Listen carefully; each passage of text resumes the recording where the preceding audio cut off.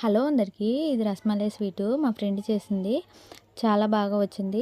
ఒకసారి ఎలా చేయాలో చూసేద్దాం. ఆ నిమ్మరసం వేస్తే పాలు ఇరిగిపోయిన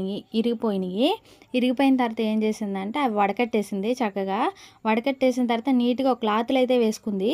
క్లాత్లో వేసుకున్న తర్వాత దాన్ని చక్కగా స్మాష్ చేసేసి చిన్న చిన్న ఉండల్లాగా చుట్టేసి అక్కడ పెట్టి తర్వాత అయితే పాకం ప్రిపేర్ చేసుకుందండి. పాకం వచ్చేసి కొద్దిగానే షుగర్ తీసుకుంది. ఎవరు షుగర్కి తగ్గట్టు వాళ్ళు తీసుకోవచ్చు అనమాట.